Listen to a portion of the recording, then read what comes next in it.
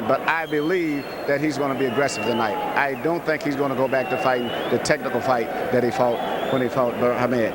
All right, let's take a look at the tail of the tape now for Marco Antonio Barrera against Enrique Sanchez, two featherweights. When the weight limit is 126, you can see that Barrera, after 12 years as a pro, is still only 27 years old.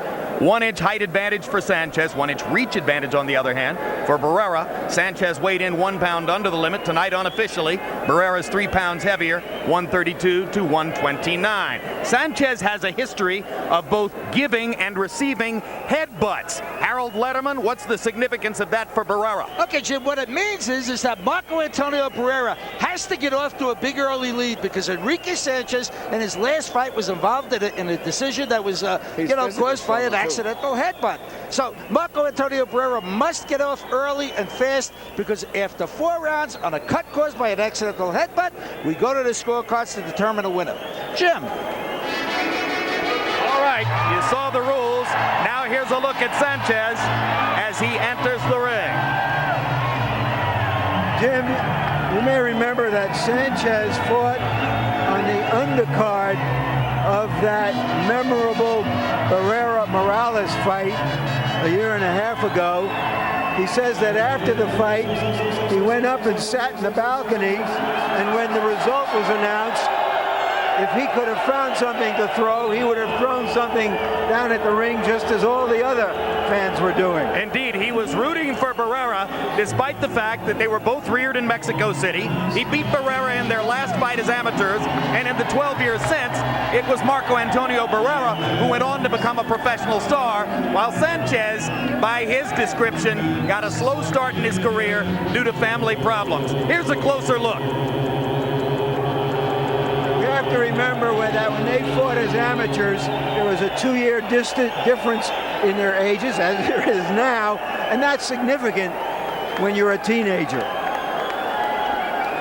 He hasn't been a busy fighter, and so he has bought his own taxi and drives his own taxi around Mexico City between fights. He says that with the proceeds of this fight, he's going to buy 4 more taxis. If he wins, he'll have a fleet. His only loss to Nestor Garza, he was involved in 1 technical draw. All of his other fights, he won by KOs.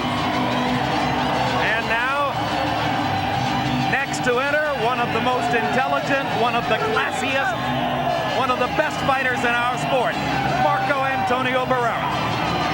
Barrera admits that it was hard for him to go back in training after the emotional high and the celebrating of his great victory over the Prince. It took him 3 months to come down and get back to work. Part of the satisfaction, he said he had to work so hard and focus so much to change his style for the fight. He wasn't sure he could do it. It wound up being an artistic triumph. Here's a closer look at Barrera. The way he puts it, the Prince is still the Prince, but now I'm the king. And that brings to mind the question of whether he'll be able to follow the great Mexican heroes, Olivares, Sanchez, and Chavez, in their halls of fame. But first, he's got to fight a Sanchez, then a rematch with Morales, and as he says, every fight with another Mexican fighter is a tough fight. And this could be a spectacle. Let's go to ring announcer Michael Buffer for the official introductions.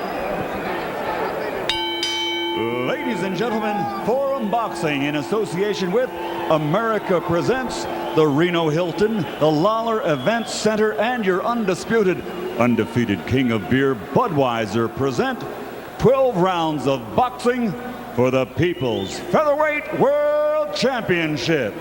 Sanctioned by the Nevada State Athletic Commission Chairman Dr. Luther Mack. The 3 judges scoring this contest on the 10-point must system will be Bert Clements, Dwayne Ford, and Dave Moretti. And when the bell rings, your referee in charge of the action, Vic Draculich. And now, from the Lawler Events Center here in the biggest little city in the world, Reno, Nevada, ladies and gentlemen, let's get ready to rumble!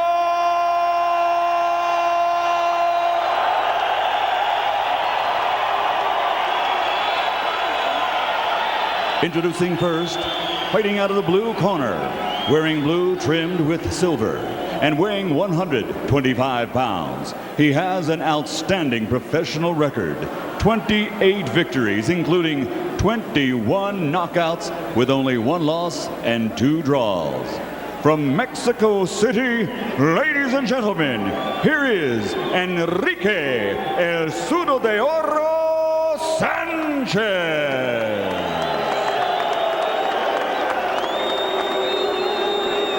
And his opponent across the ring, fighting out of the red corner, wearing black trimmed with gold and weighing in at 126 pounds. His professional record also outstanding. 53 victories, 38 of them by knockout with only 3 losses. Not only has he fought his way to the top of this weight class, he has fought his way to the recognition as one of the best fighters in the world today.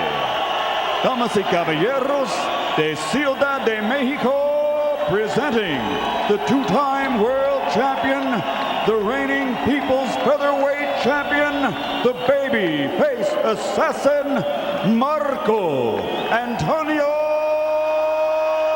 Barrera.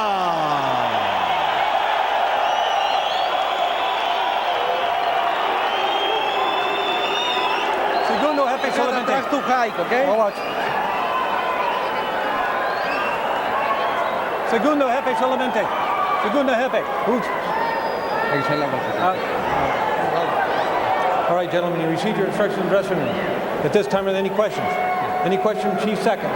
All right, remember, obey my commands. Protect yourselves at all times. Good luck to both of you. The North American Free Trade Act, which promotes free trade between Mexico and the U.S. and other countries, is a one-way street in boxing, with many Mexican fighters coming across the border to fight in the U.S.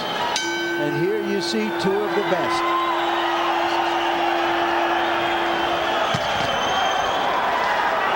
The southpaw Sanchez against the conventional fighter Barrera.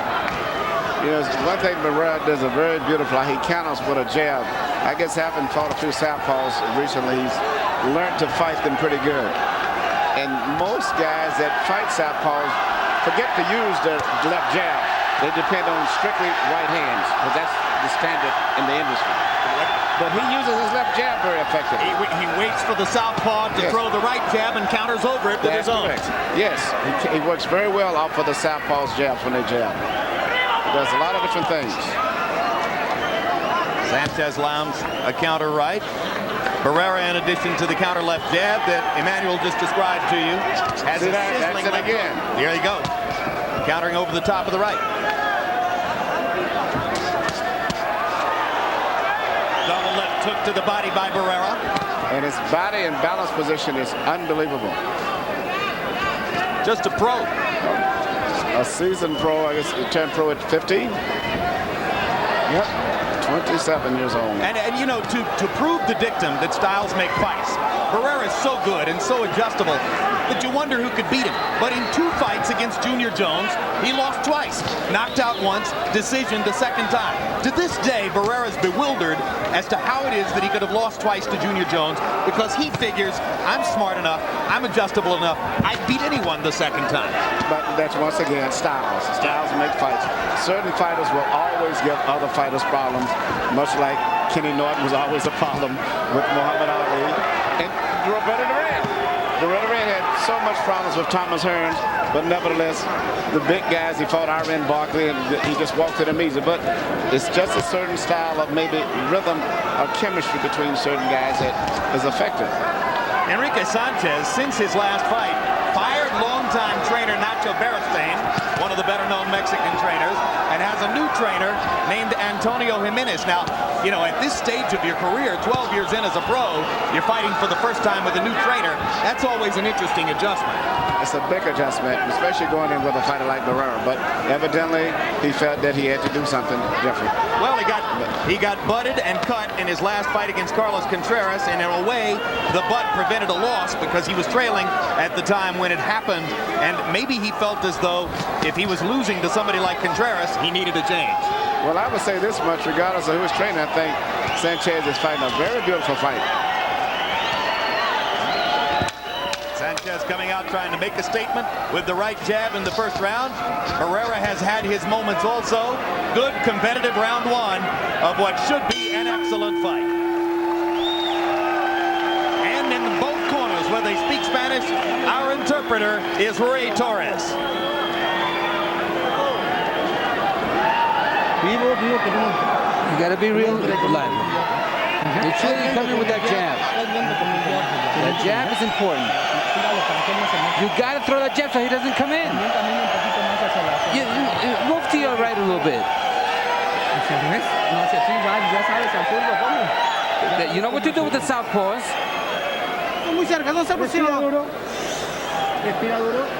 Deep breaths, deep breaths. Don't let him take the initiative.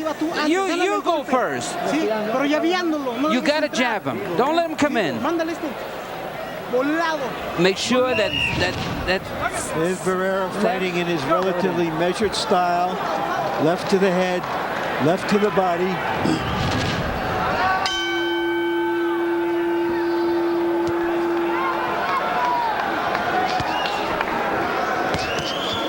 The instructions from the corner of Sanchez was for him to go first, and he is. This is turning out to be a very good technical fight. Not a brawl, not your typical Mexican type fight, but very technical and scientific. But Barrera's balance is what's giving him such a great advantage oftentimes. And he picks punches with very minimal effort. There was a feeling after the 2 losses to Jones that Barrera had slipped. And he came back brilliantly with his enormous performance against Morales in the fight of the year for the year 2000. Looked even better against Jesus Salud and scored the dramatic win over Hamed. He's really at his peak as a public commodity in the sport right now. But he's also coming off certainly one of the biggest fights of his career, and sometimes there's a danger of letting down after such an effort and all the accolades that come with it.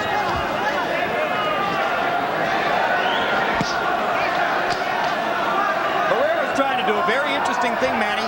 He wants to out-jab the southpaw. That's very unusual because most guys very seldom use a jab. And he's actually beating it with his left hand, more so than the right.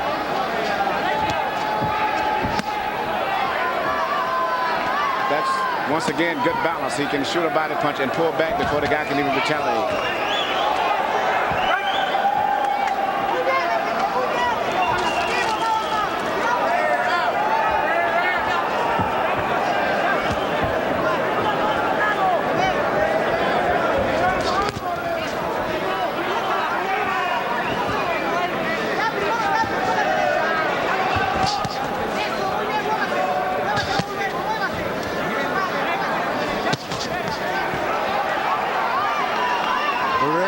Investing in these early rounds in body shots. Yes, he's trying to shoot the left hook to the body, which is very difficult because of the angle of the body position when you're fighting a southpaw. It usually lands on the upper cage frame where it's really not that effective. He needs to shoot it more to the inside if he could.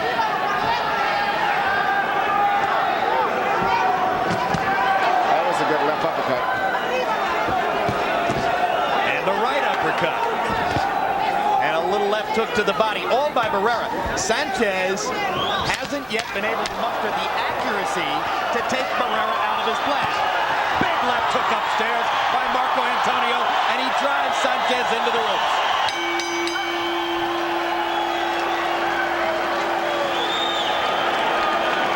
So the rally at the end of round 2 clearly establishes the winner in that round. Pero porque te quedaste parado, por eso te agarró. Why did you stand there? That's why he hit you. You're so still. You gotta move. Es yo porque estás metiendo, manda lo que arriba. Yes, you got to throw those over him left and right. Esta.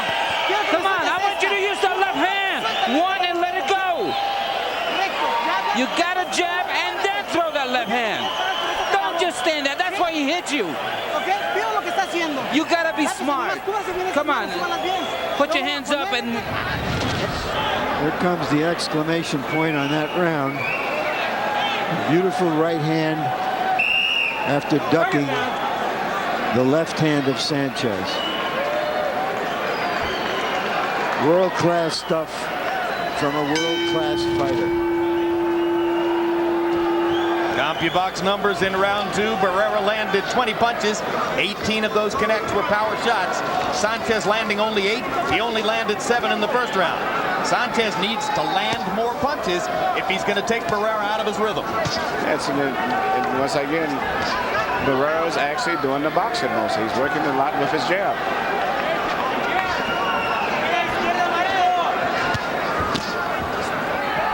And even when he don't land often with the left jab, it's breaking up the right hand punch that's coming in from Sanchez. It's deflecting it midway.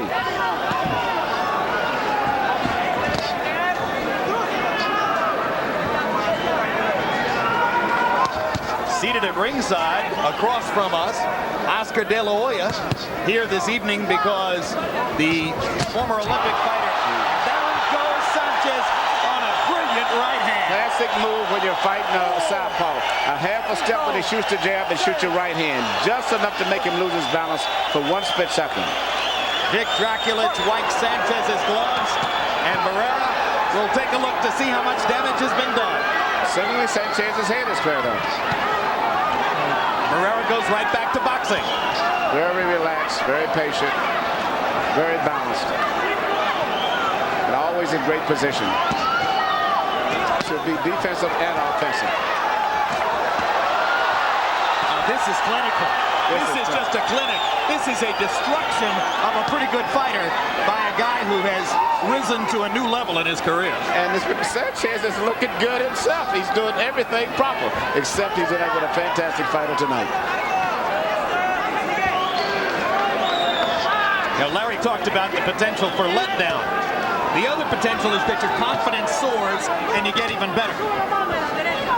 Well, at least went to a new level. You know, and I think that shows in being a little less rushed, a little under more control and positive in the way you do it on balances, as we've been pointing out.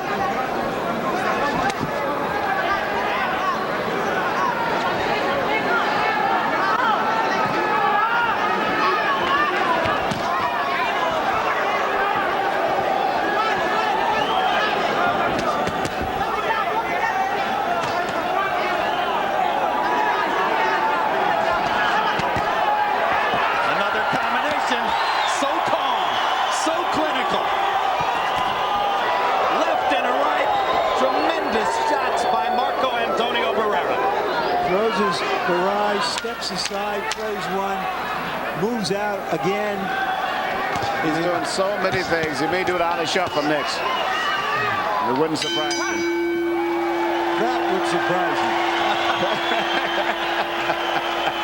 Oh, boy. That could be scored a 10-8 round under Nevada's new scoring rules. Your hands got to be up now. Listen now. Listen. When you throw it in the low, you have to move your hands down and up. Don't leave your hands on top and throw the bottom. Yes, up and down. And make sure the jab is moving. That obviously is a 10-8 round because of the knockdown early in the round. But in Nevada today, they're calling for more 10-8 rounds in which one fighter dominates the other fighter. So even without a knockdown, that might have been a 10-8 round for Barrera. The new policy became critical recently when Paulie Ayala got a close victory over Bones Adams in Las Vegas, largely on the strength of a second round in which Ayala didn't knock Bones Adams down, but landed one big punch and got a 10-8 score from all 3 judges. Harold, how do you have this one so far? Okay, Jim, 3-0, 30-26, Marco Antonio Barrera. As Larry pointed out, without question, round 3 becomes 10-8 because of the knockdown. Marco landing the cleaner, harder shots throughout the first 2 rounds. You know, Jim, sometimes you watch a fight on TV, you lose the velocity of the punch. when you watch it close at ringside like this, the judges sit in raised seats that can feel the velocity, and Marcos landed a really harder shots. And Sanchez just landed a right hand that might have been his best punch of the fight. Sanchez is fighting an extremely determined fight. I'm looking at the look in his eyes as if he feels that he would die if he had to win this fight. Oh, there's a lot of want to, no question about it. I can see the professional pride, and especially the pride from Mexico, but he's going to be dangerous all the way through this fight.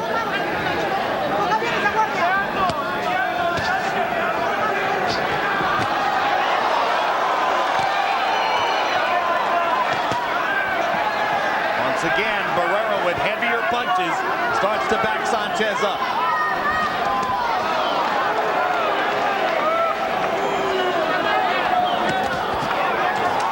Barrera's fighting another one of his classic fights, the same as when he fought Morales, Salud, and he's really getting to be maybe the best balanced out fighter in boxing today. We need to seriously look at where he stands in these pound-for-pound ratings that they're coming. Well, he ranks in almost all the pound-for-pound listings in the top 10 now.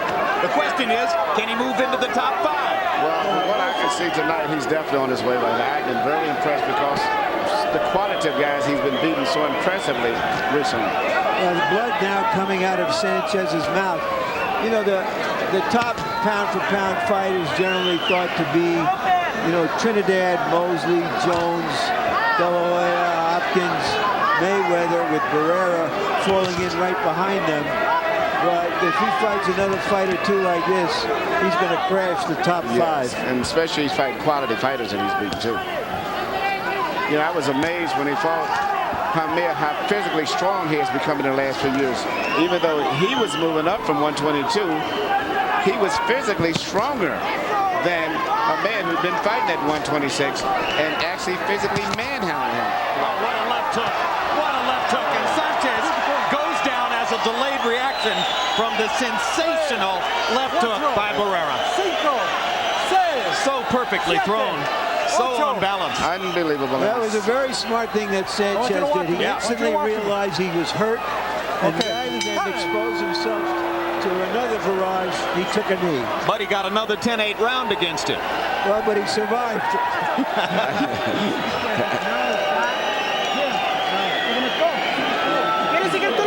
Listen, do you want to continue the fight? You want me to stop it? How you feeling? You don't want to go on?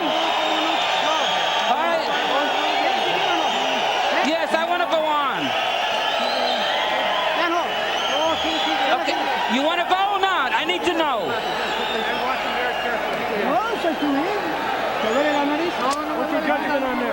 Nothing. It's all right. I'm going to give you one more round. One more round you're going to get. There's the punch.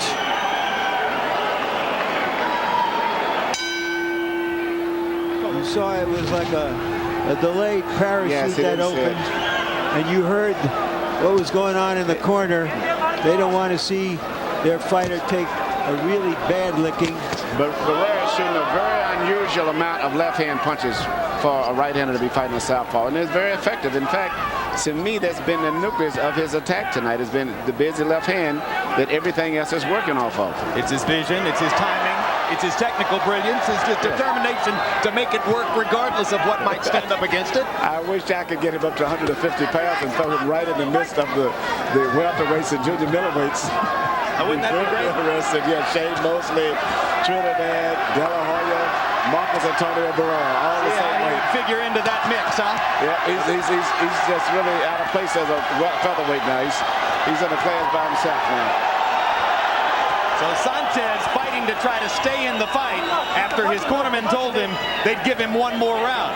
And Barrera just trying to continue the clinical destruction of Sanchez, which has been taking place so far. Enrique Sanchez is a former world champion. He held the 122-pound championship for 10 months in 1998 and lost it unexpectedly to Nestor Garza. So this is a world-caliber fighter that Barrera is doing this against. Blood from the nose and mouth of Sanchez. No. Right hand lead that time. Landed flush. Left hand to the body by Barrera. Sanchez totally determined.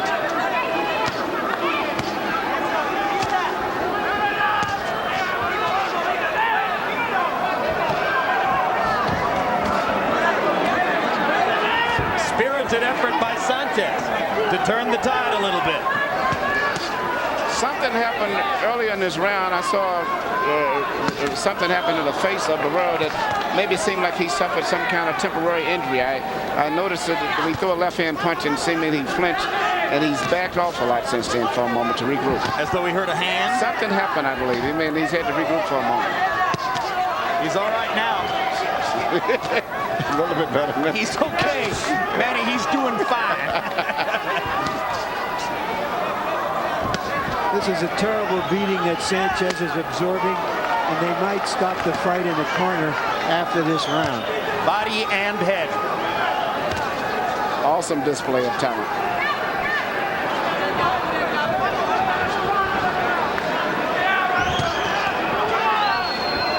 Very few wasted punches, too.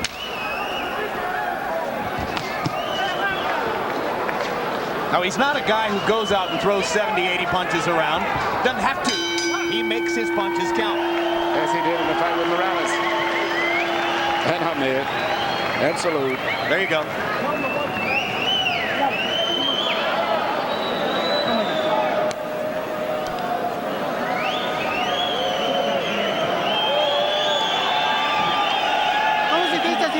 Okay, how do you feel now? You look better in this round, but you're still getting hit too much. You got to throw more punches. Come on, you got to do something. We could do it. If you don't throw punches, he's going to take all the initiative. He's going to be first. Do you understand me? You got to know what to. You got to throw punches. You got to connect hard. When you're in the center, bob and move. Bob and weave. Let's go. Let's go.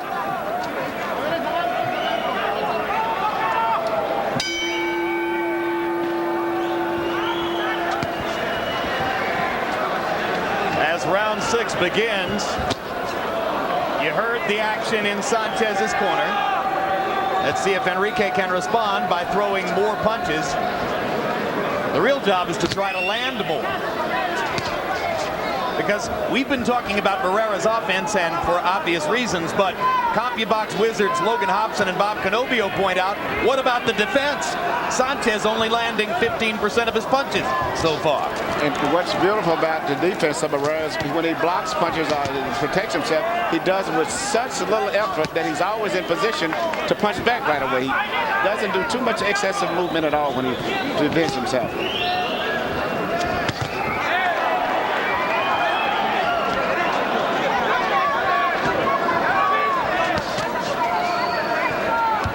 Well, one piece of good news for Sanchez. The area above his left eye has held up. He had a super deep cut in his last fight against Carlos Contreras off a headbutt, and he had to worry coming in as to whether it would open up again. Same move again that Barrera makes where he net your miss slightly with your right jab, just enough to lose your balance, and counters back with a right hand. And you say that's the classic move against the southpaw. Move against the southpaw. And he goes right back with his left jab after that, which most right-handers don't do when they're fighting southpaws. Look at him counter with the left jab there. Right over the top. That's it again. Have the step, shoot the right.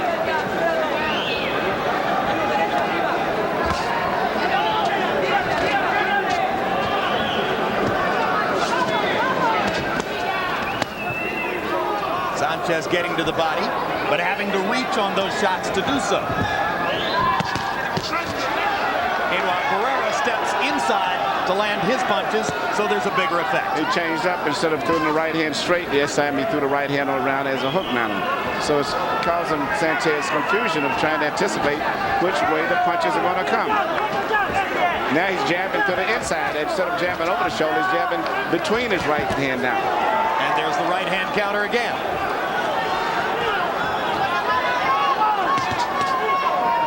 Another combination lands for Barrera. And again, he sticks the right hand. And back with the jab after that. of course, in addition to everything we're mentioning, there's the concentration level required to keep it up second after second. Oh, left uppercut. Fight. He was acting as if he was going to jab, instead changed it to a left uppercut. There it is again. And again, the blood flows from Sanchez's nose. A good fighter in Sanchez is simply being outclassed. Mark your calendars for these upcoming shows. Thursday night at 8 p.m. Catch the regular season premiere of Inside the NFL, kicking off its 25th year. Immediately after at 9, stay tuned for the next edition of Real Sports with Brian Gumbel. Next Saturday night on TVKO pay-per-view, finale of the middleweight unification series between Felix Trinidad and Bernard Hopkins.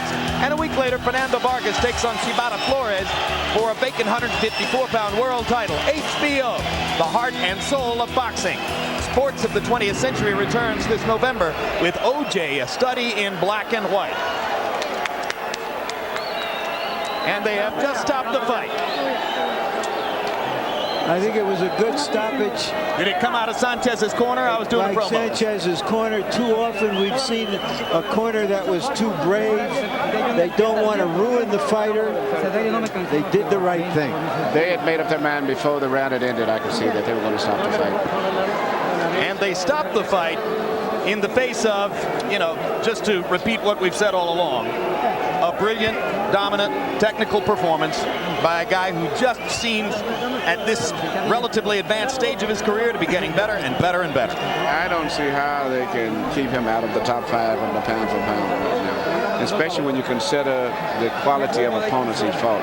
Probably he and Felix Trinidad probably fought more quality guys consecutively than any of the present top fighters up there. Man, if he goes to the top 5 in those pound-for-pound rankings, he replaces either Oscar De La Hoya or Floyd Mayweather Jr. Well, it's going to be hard for those great guys. fighters. It's going to be hard, but they have not fought the quality of guys consistently and been that impressively. Recently. All right, let's go to Michael Buffer and hear the particulars on Barrera's victory.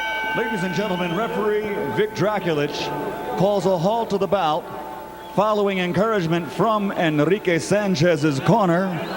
The end comes at the end of round number 6. The winner and still the people's featherweight champion, the babyface assassin, Marco Antonio Barrera.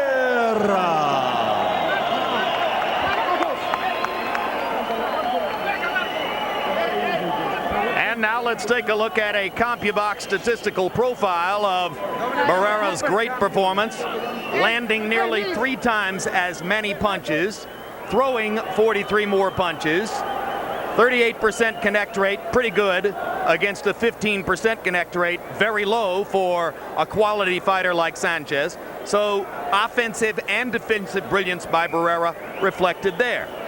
Total power punches, no, that graphic is somehow messed up because we know that Barrera landed many more than 6 total power punches. In fact, I'm guessing he landed 119. And I don't think Sanchez threw or landed 100 or 188.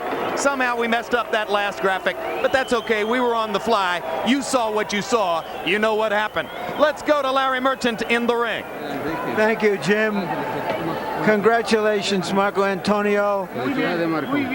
You used to have a little bit of problems with the southpaws. What did you do in changing your style to be able to deal with a good southpaw?